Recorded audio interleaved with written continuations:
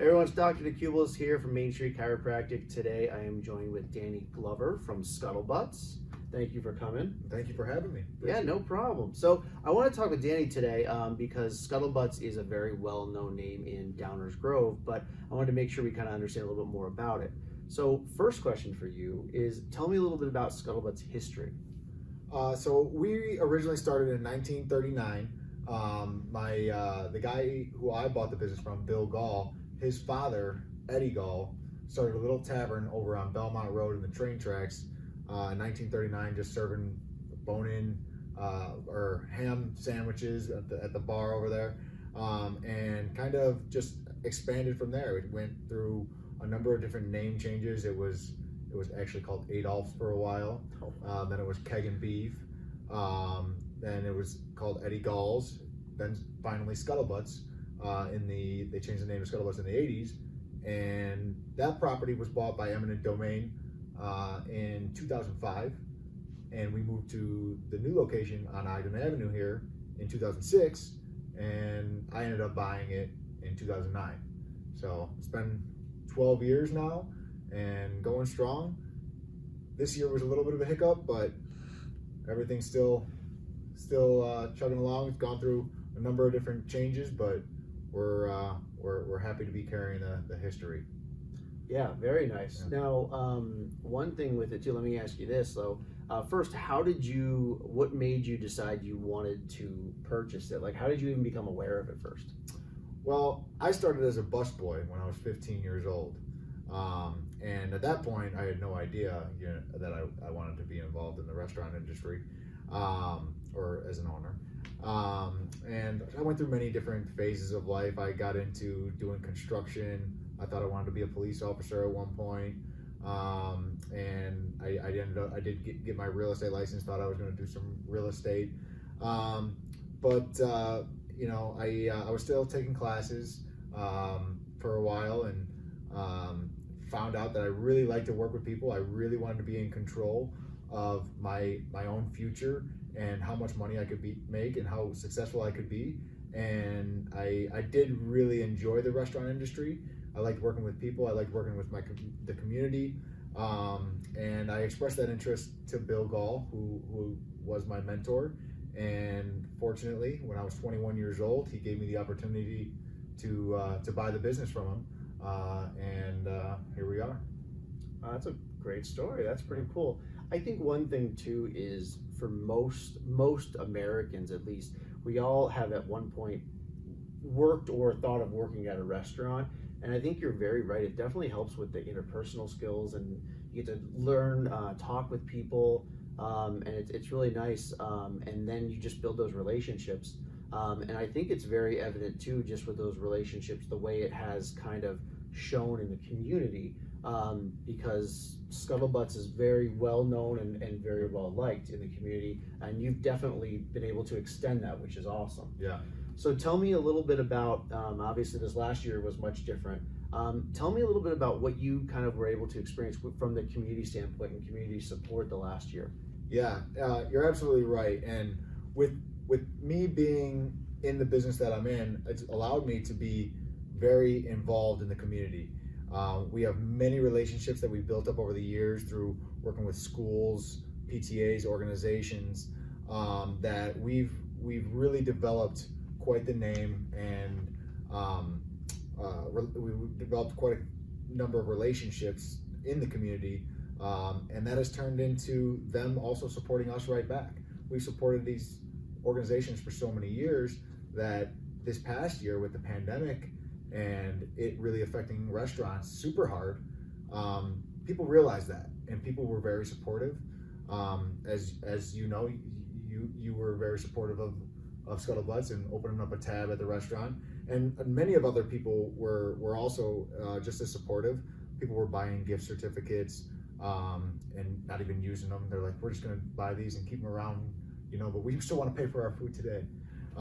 So it really has paid dividends with our involvement in the community, and we really enjoy that. And it's something special about Downers Grove, for sure, that they're very, very supportive.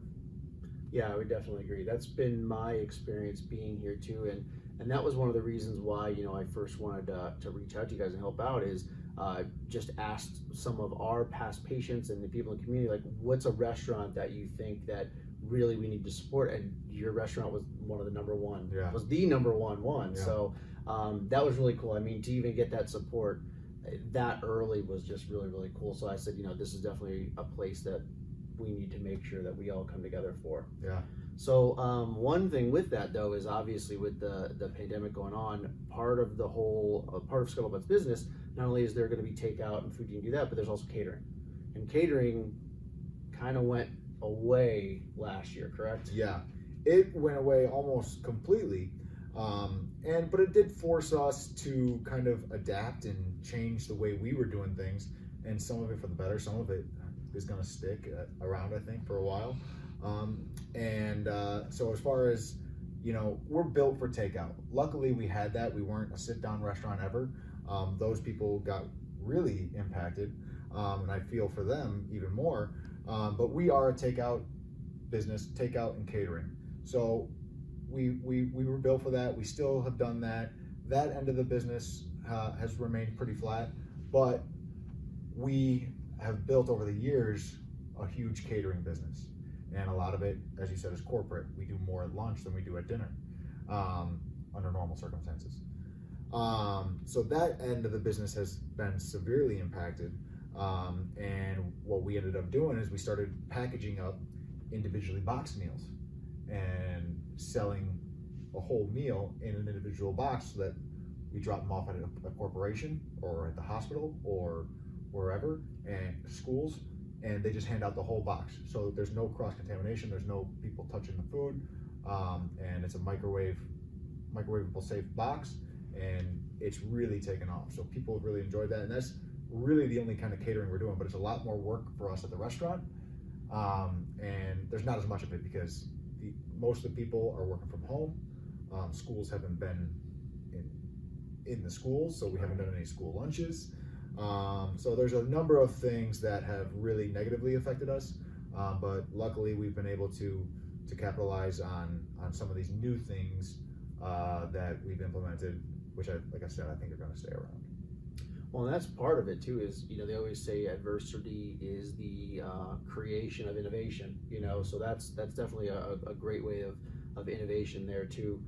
Especially because I know a lot of times, like, we were even looking to try to do things for some of the first responders and stuff, but they weren't accepting normal food. You couldn't buy them a pizza, like, right. They would not accept it. So they had to have those individually boxed things. So that's really awesome. Yeah, and we reached out to the hospital very early on to see, because we were already working with them prior to this happening, and so I reached out to them to see what we could do, and they're like, it has to be individually packaged in a microwavable safe container, individual packaging. So we really designed the packaging and the menu based around what they want. Everything that we are serving is microwavable friendly. So we're not serving like fried chicken, because you can't microwave that. Right. Well, you can, but it's not as good. So most of them are like pasta dishes and stuff like that. And it's really worked out really well for them. Good. Now let's talk about kind of where we're going forward with this summer. With this summer, obviously things are starting to change. We're in a much better place than we were last year. People are getting out, they're ready to have different kinds of events. So that catering should hopefully be coming back. But talk a little bit about what kind of options you have, because you're not just pizza. No, yeah, and we are really hoping that people start to feel more comfortable and really want to have those celebrations that they have been missing out on over the past few months. So what we do is we specialize in a number of different caterings, a number of different concepts of catering, but one of our biggest ones is where we come out on site to your location and actually grill the food right there in front of you. And we serve it directly off the grill, so it's very safe. It's in an outdoor environment, open air, social distant. So we're really hoping that people want to have those celebrations again. People are coming back to the office. Maybe these companies want to reward their employees for everything they've persevered over the years. So we're really counting on that. And people are starting to book graduation parties. They're starting to book these events. So we are very, very optimistic that it's going to come back this year. Hopefully, as more people get vaccinated, they're going to feel more comfortable and, want to be able to get together again in groups. Right. That makes sense. Now, when you look at the different kinds of things, so let's say in the past 6 months, 8 months, we'll take about that. With everyone kind of doing a lot of like to-go orders and things like that, has there been any kind of change or any kind of menu item that has become more popular than it used to, or that you were kind of surprised that people were ordering more than they were before? I can't say a particular menu item. What I can say is definitely those individually boxed meals. We've been doing an insane amount of that. At all the calls that we get from any organization, schools, hospitals, most companies, they want to do the individually boxed options. So that has been very popular. Pizza business is pretty steady. Haven't seen like a huge increase or decrease in that, but a lot of people are ordering online. We're definitely seeing a lot of that. A lot of people are using these third-party services because those have become way more popular over the past year.